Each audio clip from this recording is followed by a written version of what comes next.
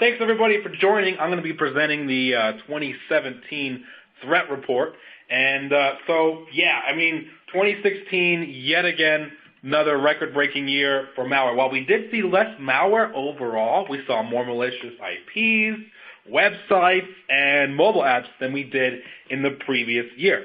So to begin, it's important to understand the source of the Webroot threat intelligence. So all data in this presentation is derived from the Webroot threat intelligence platform, and it represents real infection data directly from our customers and the networks and devices that we protect. So the Webroot threat intelligence platform, it's like the big data used in this processing. When we have massive scale machine learning, coupled with powerful contextual analysis engine, enable the Webroot threat intelligence platform to categorize over 27 billion different URLs on over 600 million different domains.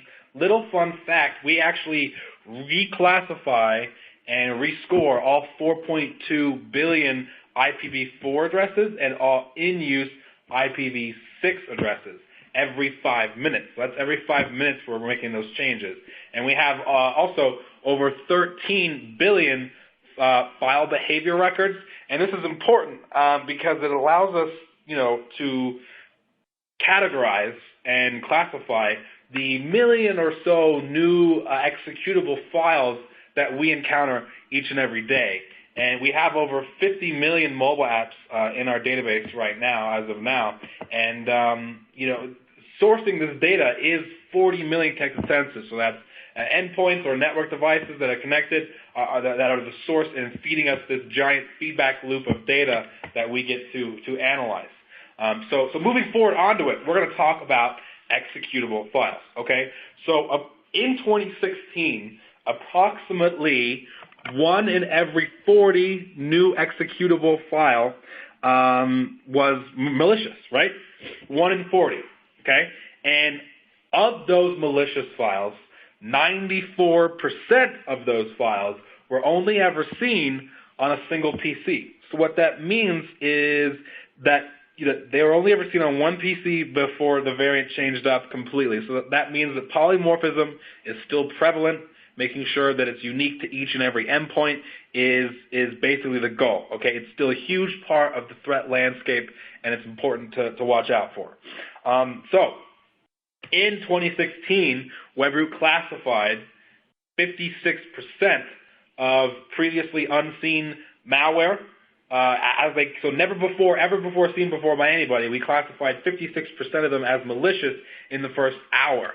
Now you push that back to the scale of over 12 hours, and we had over 90%. Okay, and Webroot is able to accomplish this in part because of its record of digital fingerprints for every executable file encountered by Webroot, combined with automated systems that use those fingerprints. It's just cryptographic hashes to create new detection rules to stop similar files in real time, okay?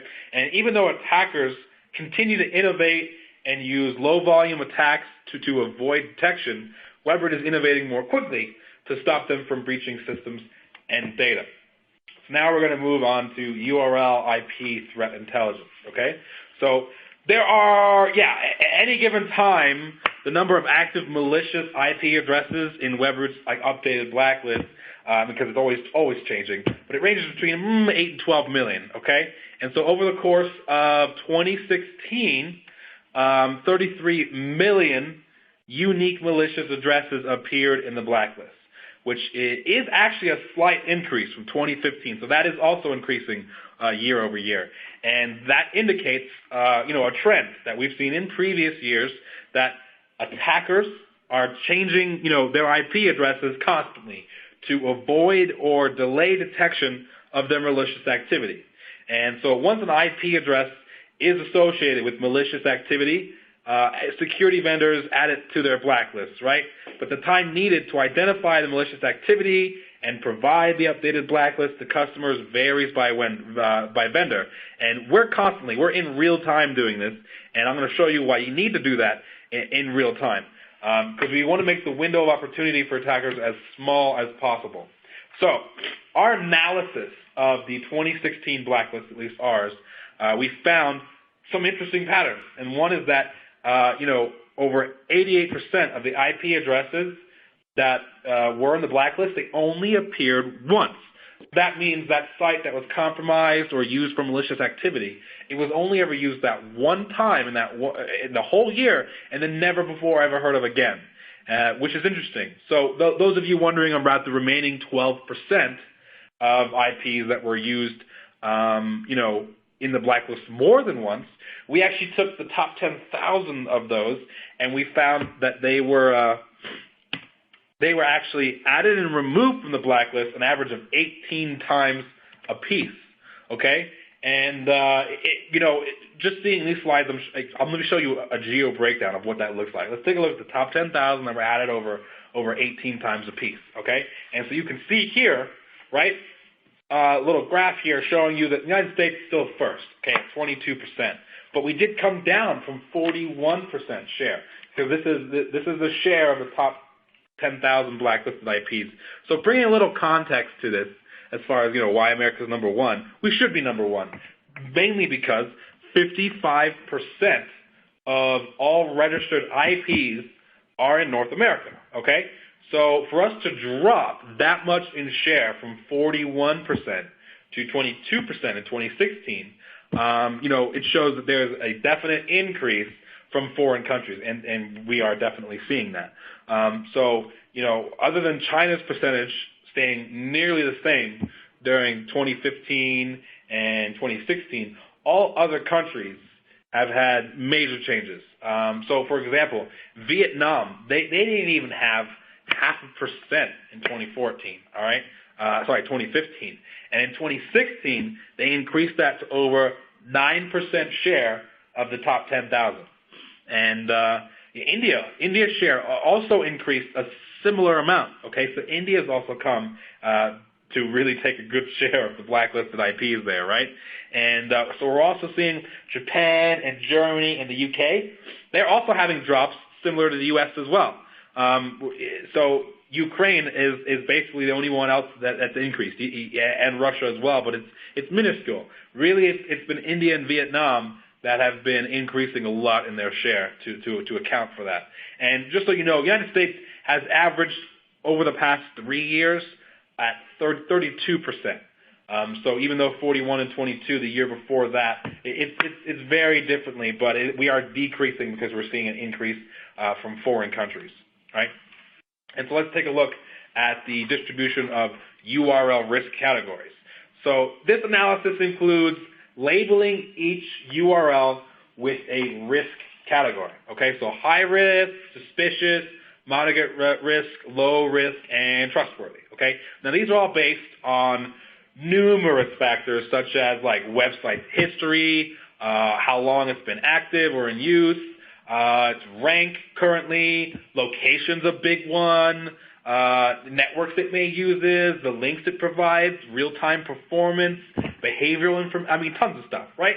Anyway, each URL is also labeled as belonging to, one of 82 primary content categories defined by Webroot, okay?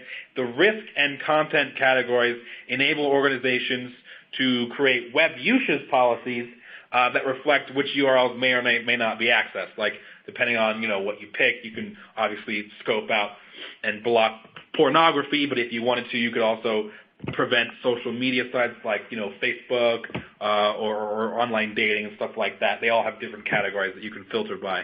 Anyway, so this graph, right, it's for 2016, and you'll have to notice that the moderate risk categories,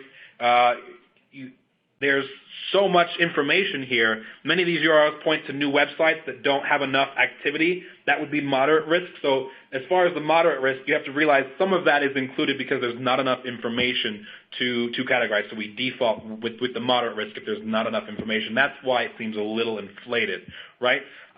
So as far as looking at the top 10 countries that host high-risk URLs, let's look at high risk. Let's not worry about the moderate, just looking at high risk in itself. You can see I have a geo breakdown for you guys as well. And, United States here at 43%, also number one honcho here. And, they do change from year to year, but the top 10 countries pretty much stay the same. That hasn't seen a huge change, right? The United States is always first. And that's mainly due attackers, even if they're in other countries, right? So if they come from Russia or they're coming from Vietnam or wherever, China, they actually host their malware in the United States. And, there's a good reason for that because, there are plenty of services out there who are only sold to Americans that will just geo-filter, meaning there shouldn't be any connections to these sites or these places because no one here should be going there. And so they know a lot of malware, if they hosted it externally at their homeland, would get geo-filtered out and wouldn't be, able to connect and work correctly. So they host in the United States, and that makes a lot of sense. So it's important, to consider both IP address and URL reputations when you make security decisions. So let's take a look at another graph, like breaking it down. What type of, attacks, essentially, are these URL types being used for the countries? And there is some interesting information here. So it demonstrates relative distributions of, like, is it malware, phishing, spam, proxy avoidance or anonymizers, botnets, stuff like that, right? And so the most common type of URL should be obvious, malware, right? Malware is going to be the number one deployed attack from a malicious URL, and that's probably not going to change anytime soon, really. Spam and botnets are by far the least common types, okay? And so some interesting stats here. Nearly 75% of Germany's high-risk URLs are, the least common types. So other interesting things we have is 65% of Australia's high-risk URLs are for phishing, and that makes sense. Honestly, I've seen a ton of phishing for Australia, and I'm not sure why that is, but it's interesting that 65% of high-risk URLs for Australia are from phishing, because it's almost double the second highest country in top 10.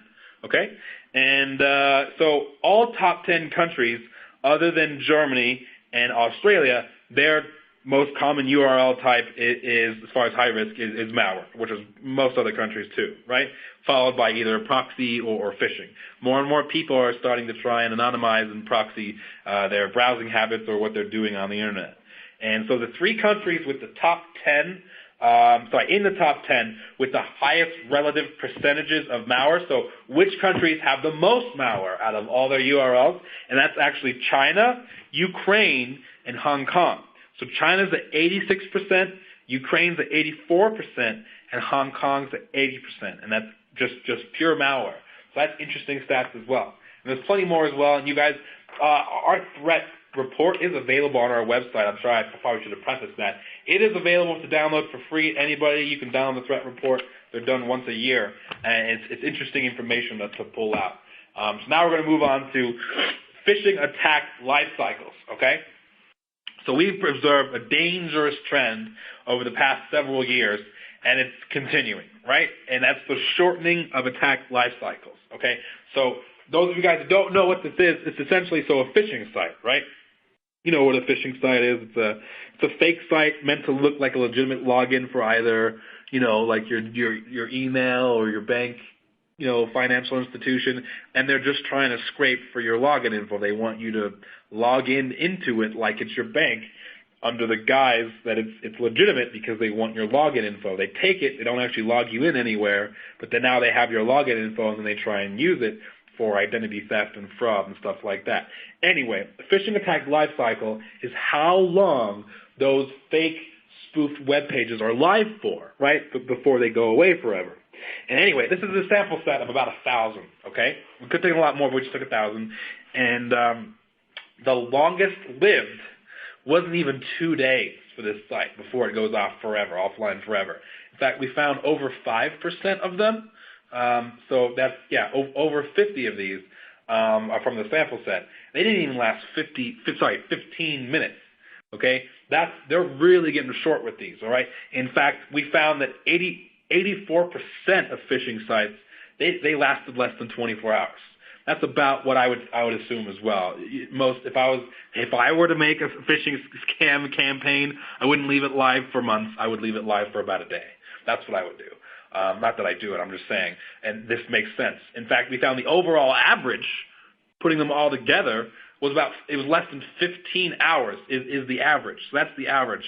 And that's insane.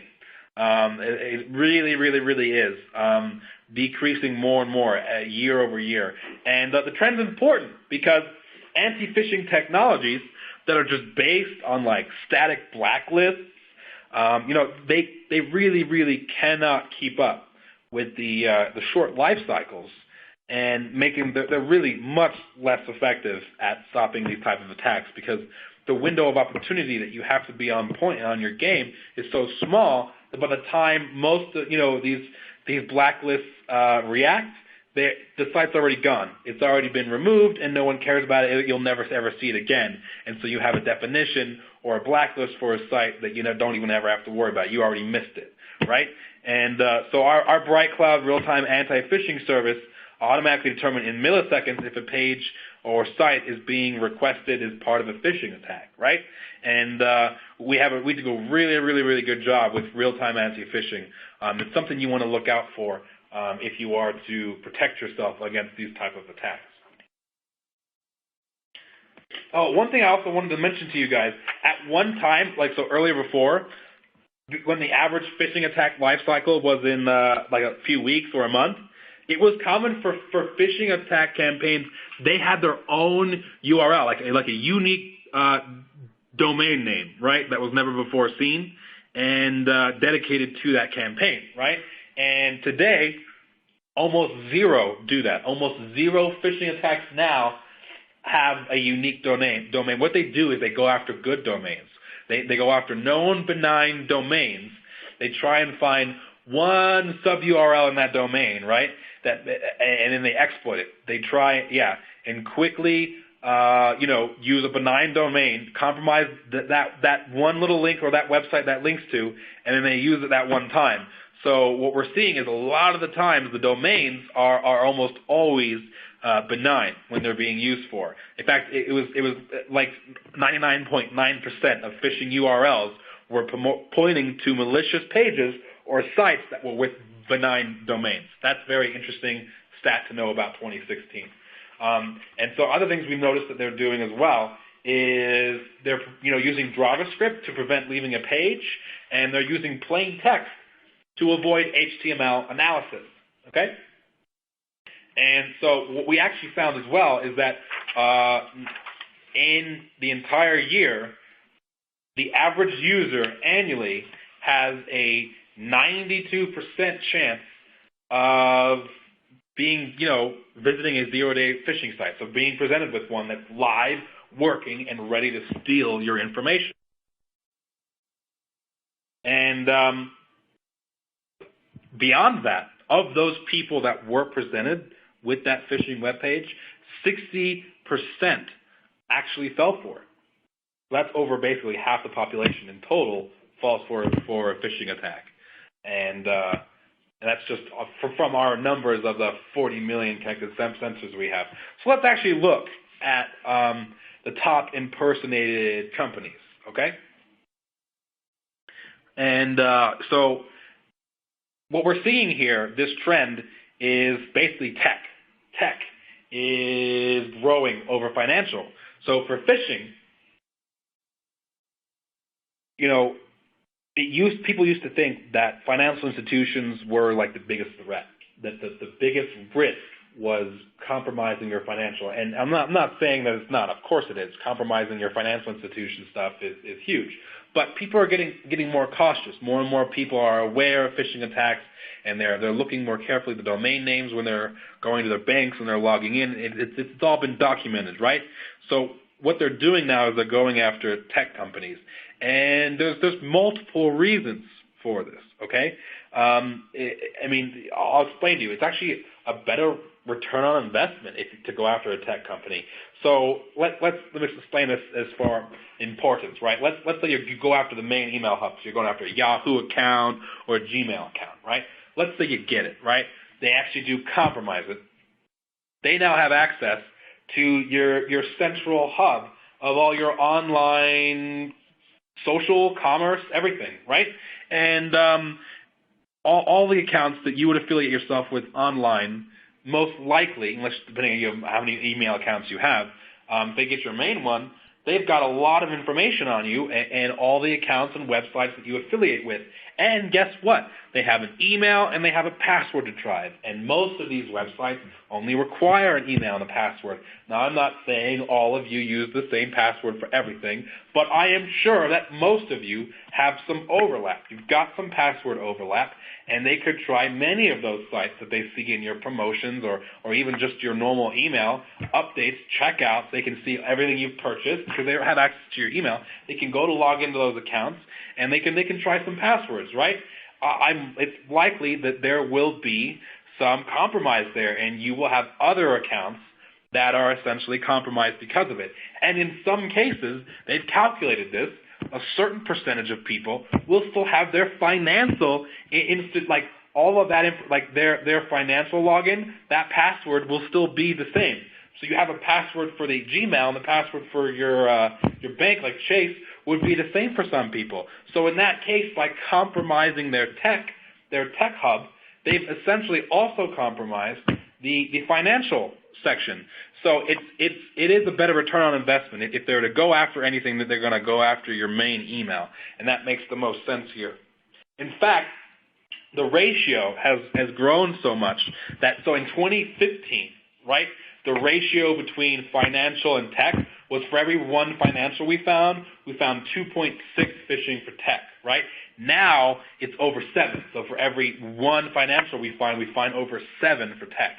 So that ratio is huge change, really showing a growth and a leaning towards more tech compromise.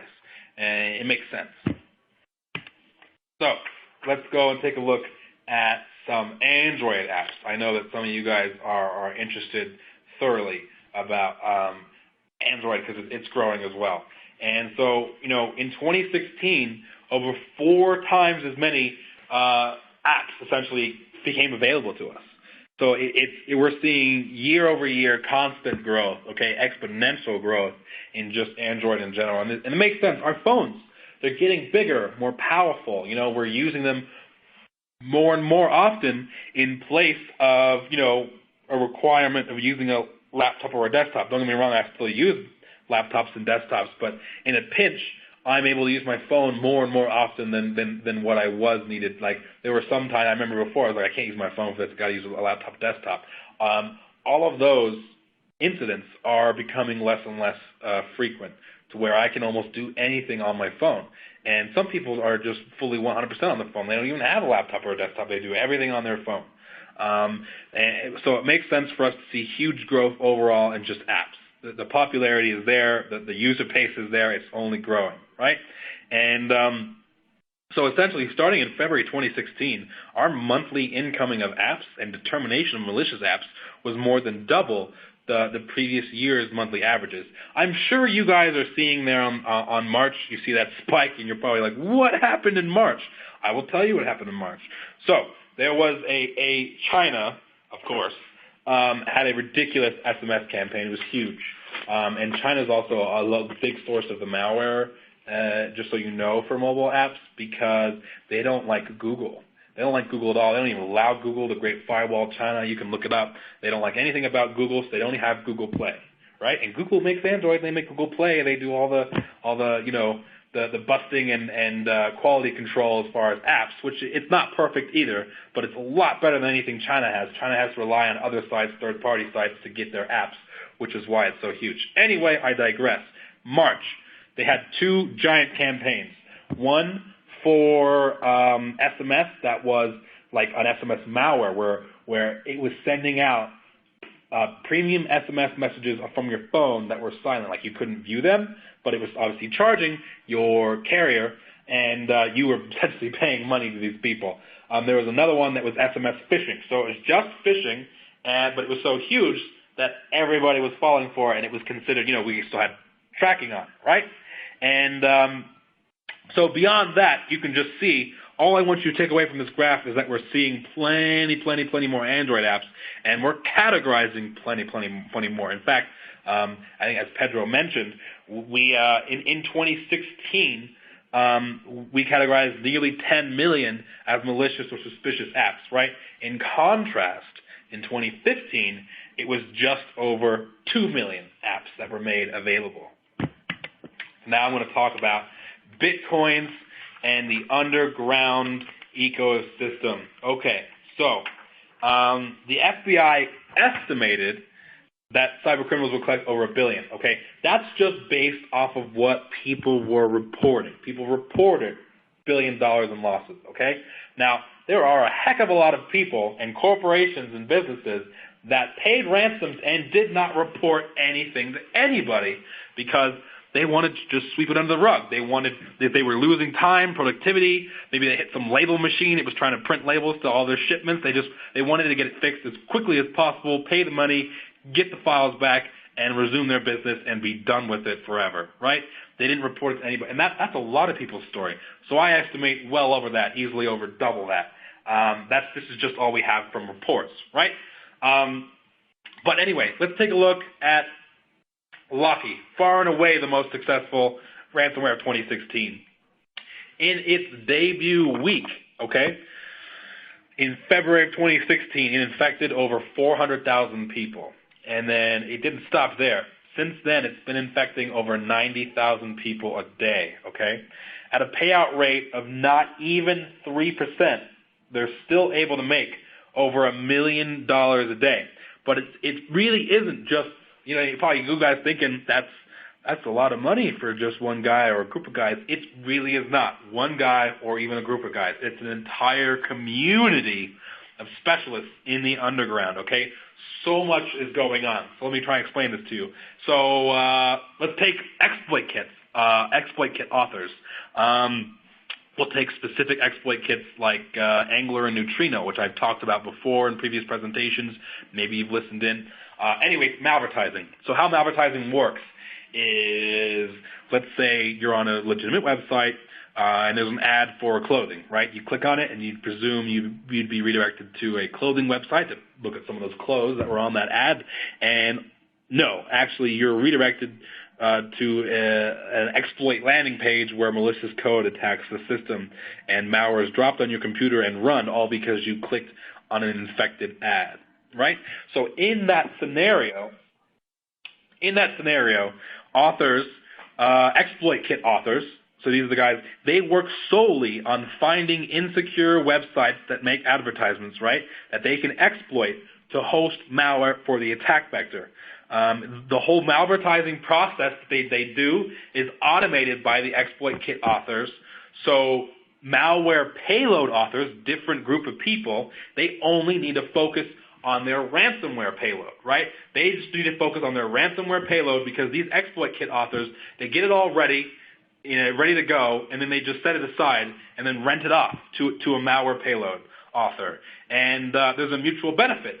As exploit kit authors, only need to work on just doing that. They don't have to worry about creating malware that has no bugs in its cryptography implementation. They don't have to worry about command and control server hosting. They don't even have to worry about dealing with victims for payment. Like the exploit kit authors Angler and Neutrino, at their peak, they were making $3 million a month, and they never even touched a file. They never even talked to a victim. It was just sort of an affiliate program. They were basically being paid their share that somebody else was able to get a successful ransom out of somebody else, right? But they weren't able to do it without their exploit kit. And so it's just a whole community of people sharing. Another trend is that we have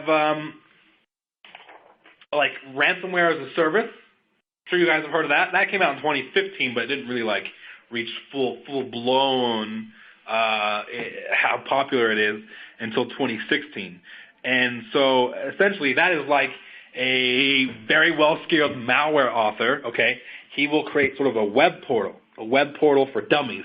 Anybody could do it. Even you guys listening on the phone, you just go to one of these onion links in the darknet and you input your Bitcoin wallet address that you want all of your ransom money to go to, and then you input how much you want to charge in Bitcoins, how late you want to be till it's a late payment, how much you want to charge if it's late, all these little things, right? You can even have a whole bunch of customizations, like how you want to obfuscate the payload, or if you want to lock the computer, or only use a certain amount of CPU while encrypting documents, so the machine doesn't act suspicious while it's overloading the CPU while trying to encrypt everything, and someone's going, what's going on here? You can sort of make it only take 10% CPU, stuff like that, okay? And these are just checkmark boxes that you check. And then at the very end, you have a generate or create binary, right? And you create a brand new, never-before-seen malware right there that is essentially tailored to you because you put your Bitcoin wallet address in there that you want your ransoms to go to. So when someone's infected, they automatically are generated a unique ID and a unique onion link and page, all portal, all set up from the original author, right? And they pay the ransom. And then, so the deal is, the portal author, so the malware author that created that little web portal, he takes around 30 to 50%, okay? And, I've seen varying scales of how much money is being taken, but it all sort of, it's based on how successful you are. The more money you make and the more people you infect, the less the share to the original author, because he's already getting quite a bit right now, right? And all he did was create that portal for you to create that one binary. And that's essentially how it works. And it's not just rats too, like ransomware as a service. Everybody's going on the affiliate program. So Cerber, Locky, CryptXXX, Crisis, all of these I'm sure you've heard of. Tesla Crypt at one point did before it got shut down. And these affiliate programs are essentially, they know, no matter how hard they try, just being one guy or one group of guys, that they can't possibly create an infection count that's so high to support the money and numbers they want to bring in, so they contract other people to create different attack vectors, different infection vectors that will work. And they basically just sort of say, hey, look, I'll give you my payload, and for every time you successfully infect the victim using your payload, I can already see in my code, like they have affiliate IDs, they return an ID from that victim, and that ID tells them who of their affiliates was responsible for actually dropping the payload on the computer. And then they go, okay, you're due a share of the ransom. And so it keeps going. It will not stop. Okay, Bitcoins also, they're a great source of privacy now. No longer have to use Ucash or MoneyPack, and every time people pay the ransom with Bitcoins, they have to exchange monetary value for these Bitcoins. So we're just backing the cryptocurrency with cash. We're backing it with hard currency. So that's why it's continuously growing. And just a few weeks ago, we saw it hit over $1,000 in its worth. I think it's gone down a bit since then, but it does seem very volatile, but it does seem to only grow over time. That would be my synopsis of it, and I do believe it's here to stay. Even if they break Bitcoin, right, they find out a way to make it not anonymous, and they can see X to Y chain address, the blockchain, they can view it, right?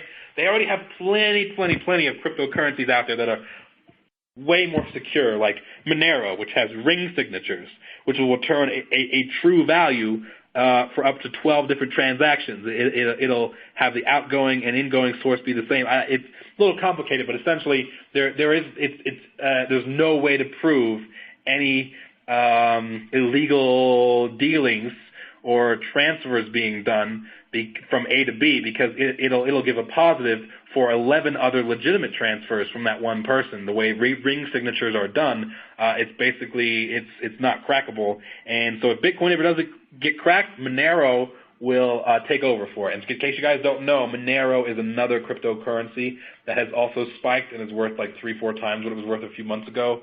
And I wish I'd bought a whole bunch. But yeah, it's that whole underground community and that cryptocurrency in general theme, you're going to be hearing more about it. It's only going to snowball. We're only going to see more of it. It's becoming legitimate. Bitcoin is not just a currency for criminals. It really isn't. A lot of people are accepting Bitcoins. Amazon will take them. Dell will take them. Microsoft bought a monitor the other day using Bitcoins. I mean, it really is only going to snowball from here. Playing with digital currencies that are, essentially secure transactions is appealing to even legitimate vendors. So I do believe we're going to see more prevalences with that as well. I'm not a stock advisor, but buy Bitcoin.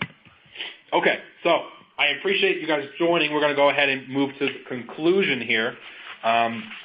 And so conclusions, some things I want you guys to take away from this. Approximately 1/3 of URLs were high risk. And that was one that, that did give us enough information to categorize. We still, 1/3 of those URLs are high risk, which is quite a bit. And we also found that phishing attack life cycles are dropping. Not only are 84% less than 24 hours now, the overall average is less than 15 hours or so on phishing attacks. So got to make sure you have real-time anti-phishing to keep up with those micro-release cycles, because the time to live is just so short. You got to have a really good window of opportunity there. And also, unique zero-day phishing URLs nearly doubled. In fact, from Q1 to Q4 of 2016, we saw 4 times as much. Okay, and last one we have is about Android, and that's, malicious apps. 500% increase in total determination of malicious apps from the previous year. So huge spike there, and it seems to be the trend over and over. When I was talking in 2016 about 2015, it was sort of the same sort of story, like 2 million apps, guys. We'd only categorized less than half of that the previous year, and it's like we're talking even more now. So it's really, really hitting its stride and snowballing now.